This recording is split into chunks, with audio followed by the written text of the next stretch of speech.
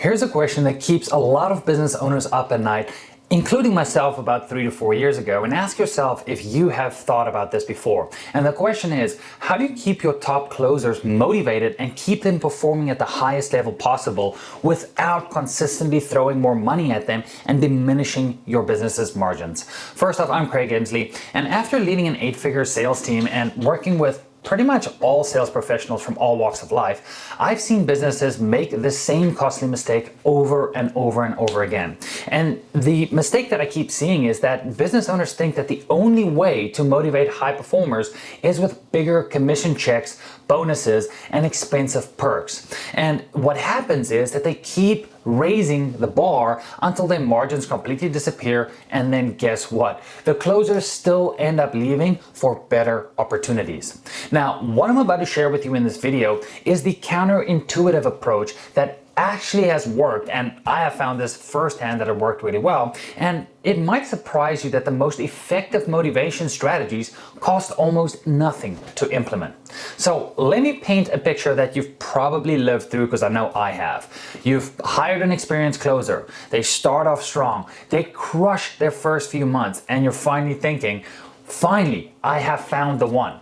Then slowly but surely, their performance starts to plateau. They're still decent, but they're not as hungry as they were before, and they're just coasting and getting the job done through muscle memory.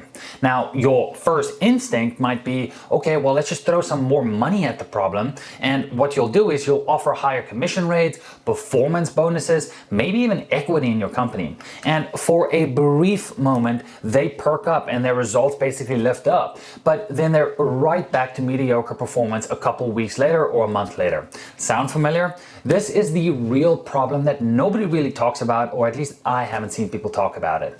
And here's what most business owners don't understand.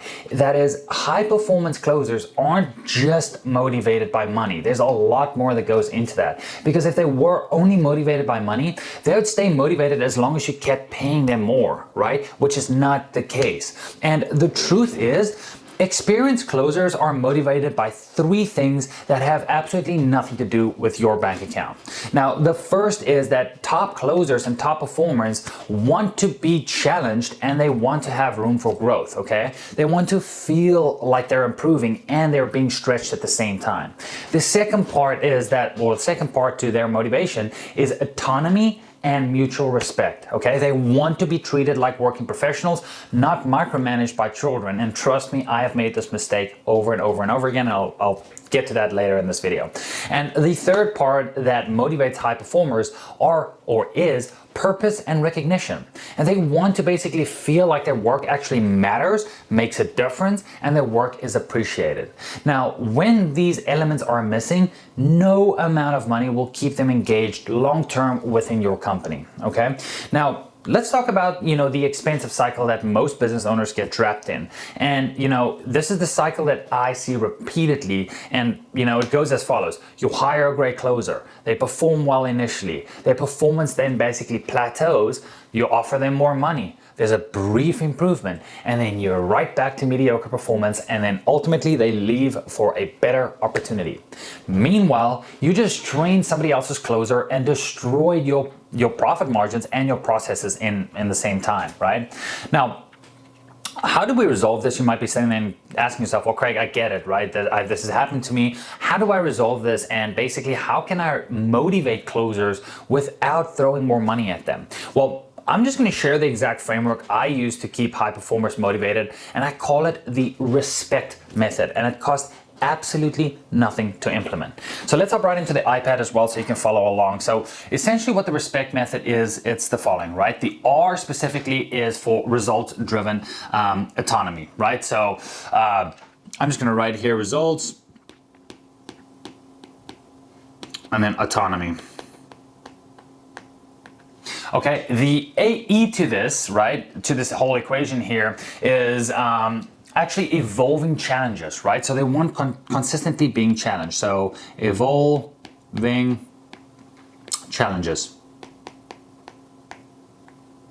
Okay, the S to this is strategic recognition, and I'm going to get into all of this here shortly. So strategic recognition. shit, I'm so sorry for my handwriting. The P is that they want to be in a professional or environment, right? But they also want to have professional development. So this is going to be professional development. I'm just going to write dev. And the E here is you have to create an environment of excellence, right? So just write here, excellence. The C is that they want clear career progression, right? They want to know where they're going. So career progression. And finally, the T is for trust and transparency. So trust and transparency. Again, I apologize for my handwriting here. But okay, let's work through this specifically. And let's start here with the R, which is the results-driven autonomy, excuse me.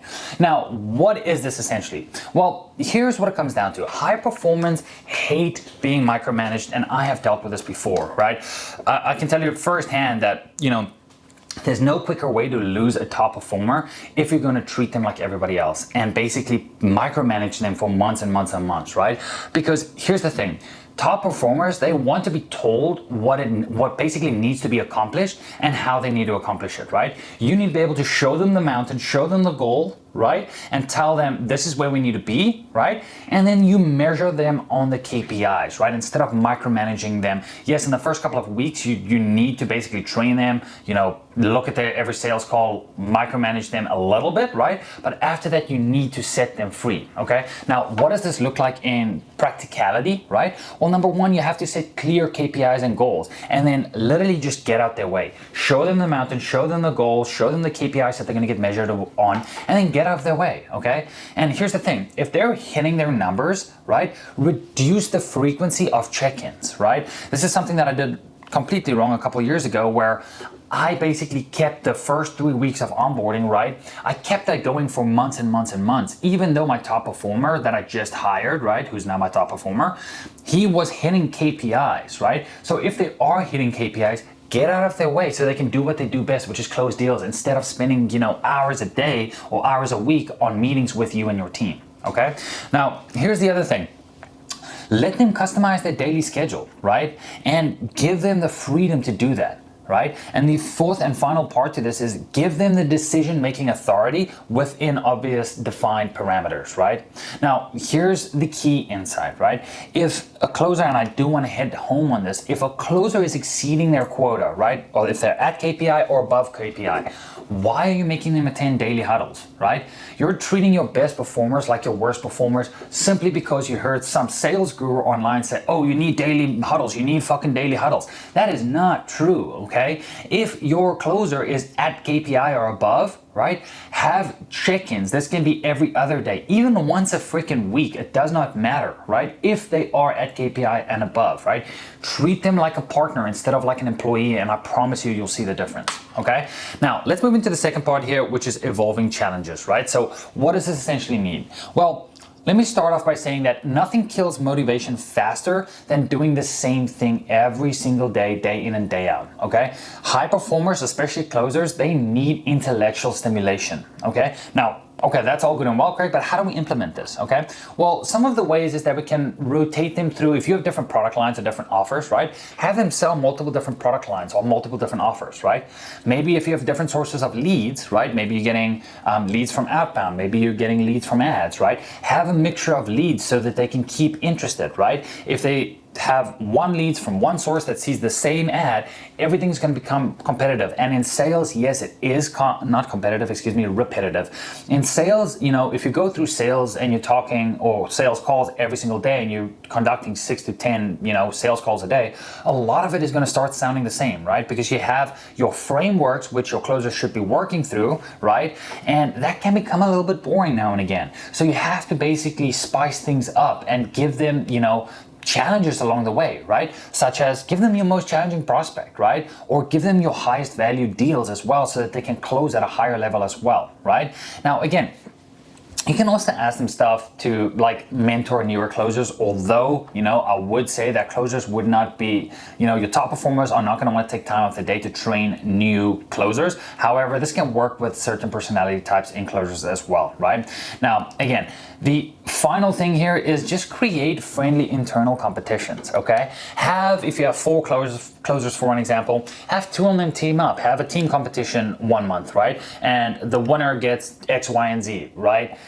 Or you can have in the next month or the next quarter, depending if you want to do monthly or quarterly competitions, have them do, individuals, or basically have an individual competition where they all go up against each other, okay? So that is involving challenges. Just keep them basically growing, right? And that's very, very important. Now, the next thing I want to talk about here is strategic recognition, okay, which is very, very important. And recognition isn't just about saying good job or great job, right? It's about making the closer and basically making them feel their wins and making it visible and meaningful to not only them but the team as well, okay? And some of the other ways that you can do this is basically share their success in team meetings, right? If you have weekly huddles, right, or even daily huddles if you still do that, make sure that you share their successes with the rest of the team, okay? And another way you can do this is create case studies around their best closes, okay? And then obviously, right, give them credit when you are presenting roles or their results to other departments as well, right? And again, you need to start celebrating milestones beyond just revenue, okay? Talk about personal best, technique improvements, how many calls they're doing a day, their close rate, right?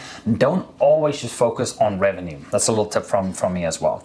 Now, the next part I want to move in here is the professional development part, okay? Now, here's the thing as well. High performers are always looking to level up, okay? And if you're not developing them, somebody else will, okay? And here's some development strategies that you can take that literally cost almost nothing.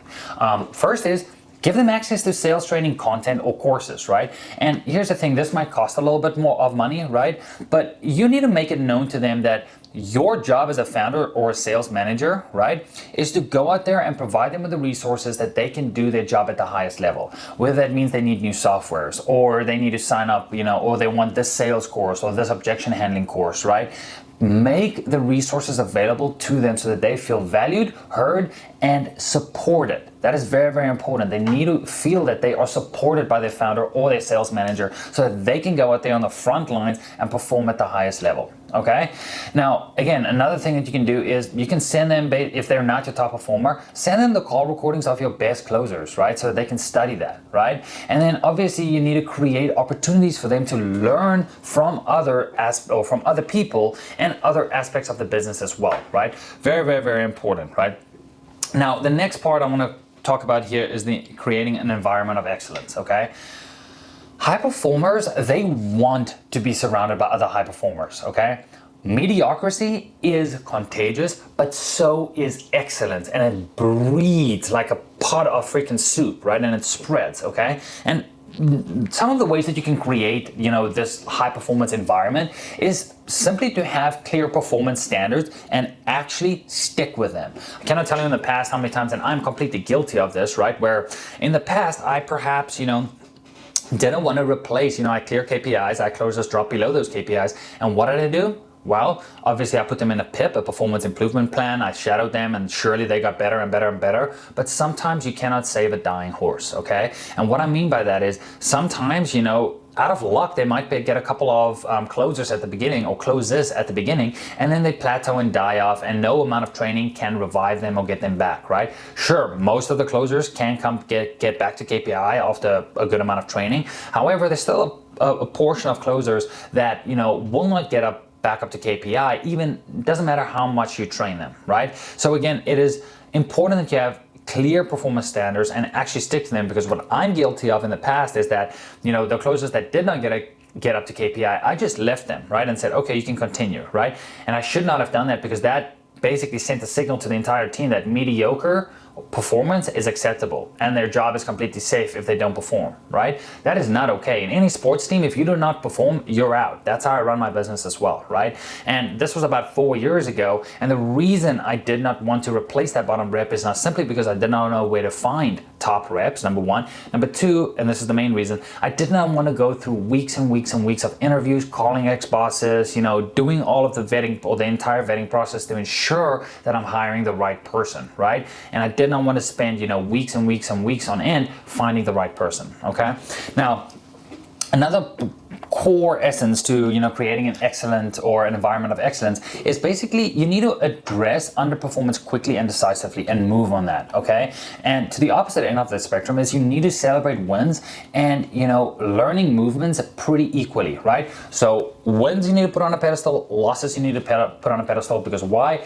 Winning, right, and making sure that the whole team knows about that creates an environment of excellence, but then we're also keeping people accountable for losses as well, okay? And what you want to do is basically foster a healthy competition environment, right? And you want to encourage a collaboration between closers, right? They're all on the same team here. They're not against each other. They need to share wins, right, and share losses. What is working for one person, right, that they can share, right? And you can do this in daily huddles.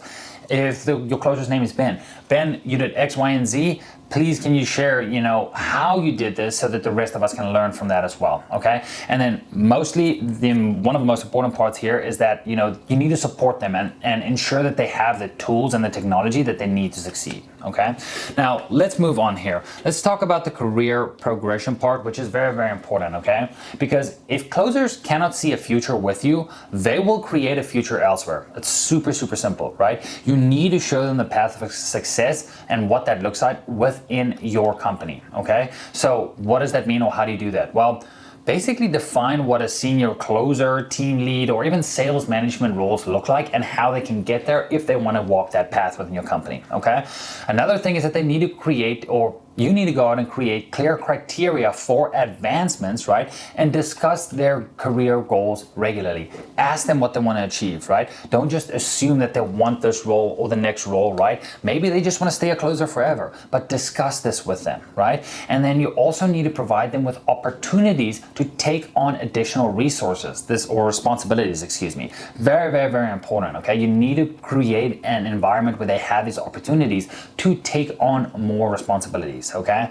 And then also you can, if you have an example, right, show them examples of people within your organization who has advanced within your business from the place that they were from, right? Show them, hey, Susie's over here. Susie started a closer, then she moved into a managerial position, then she went into sales management, and now she's the director of sales or director of ops, right? Show them the position and show them the path that they can take if they want to take that path, right? You're just showing them what's possible so they know that there's room to grow into different avenues of the business, okay?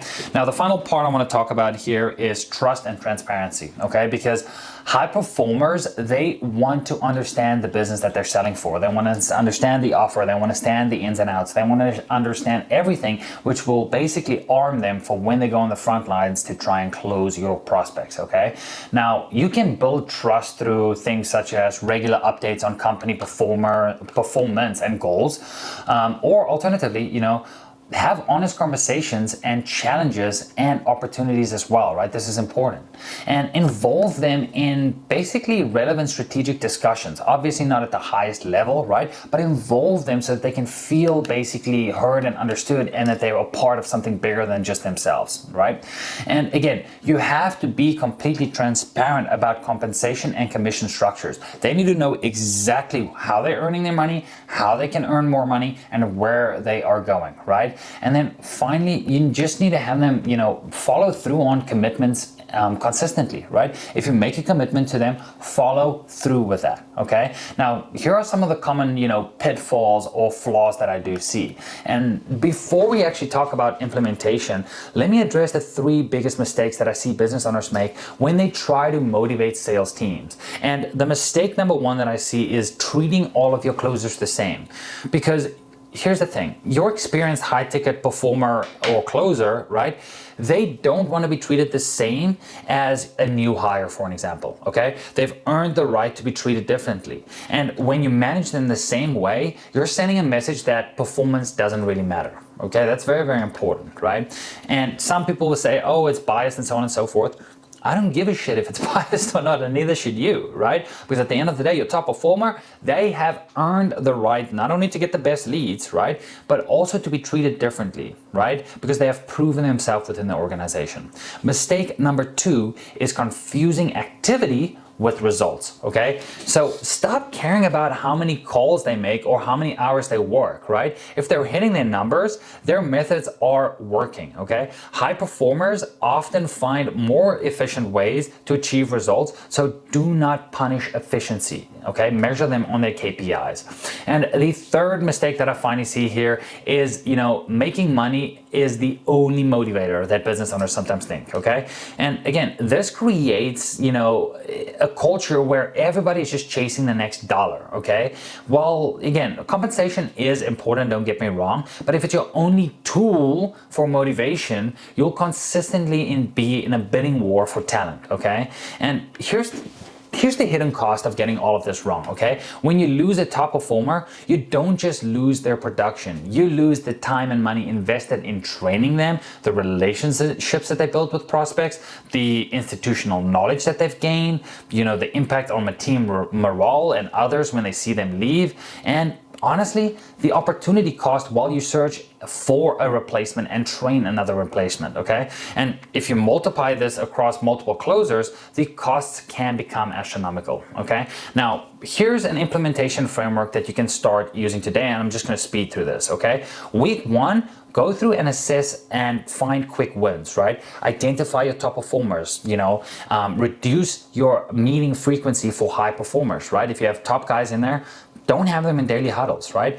Have one-on-one conversations about their career goals, what is working for them, what do they need, and so on and so forth, okay?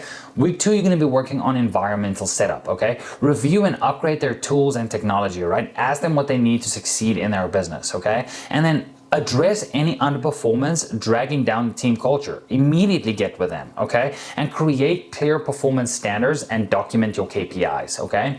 Week 3, we're gonna be working on, challenging and growth, or the challenge and the growth phase, which basically means assign more challenging prospects to top performers and create opportunities for them to mentor others if they want to do that, and start involving them in strategic discussions, obviously not at the highest level, but involve them so that you can basically create that transparency and trust, which leads me to the next section, which is week 4, right? Share relevant business metrics and goals with them and have honest conversations about the company's direction, okay? Very, very, very important, right? And then every single month, assess each high performers across the respect framework and ask yourself, are they getting the appropriate autonomy for their performance level, right? Or what new challenges can you introduce to them? Or how can you recognize their contribution this month, right? And what wins that they have had that I can put on a pedestal and show the team, right?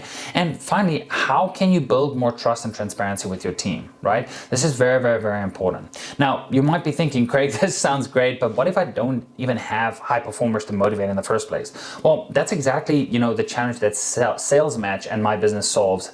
And essentially what we do, is we go out there and we vet the very best closers and we try to find them and put them within your business, okay? Because when you work with Sales Match, you get access to sales professionals who are already intrinsically motivated. These aren't people that are desperately looking for any job. They're professionals who understand their value and are selective about the opportunities they do pursue, okay? So our closers and appointment setters, if you need that, they come pre-trained on remote sales best practices. They understand high-ticket sales and dynamics and working with founders and sales managers. They're already results driven and don't need basic motivation techniques, okay? And they want to succeed, and that's why they have chosen your company to work with. So if you are looking for this and you're looking and you don't want to go out there and vet and recruit top closers, right? We can do all of this for you, where we can go out there, we'll have a quick call, discuss exactly what you're looking for, and we'll go out there and basically find the top talent that matches your KPIs and your offer.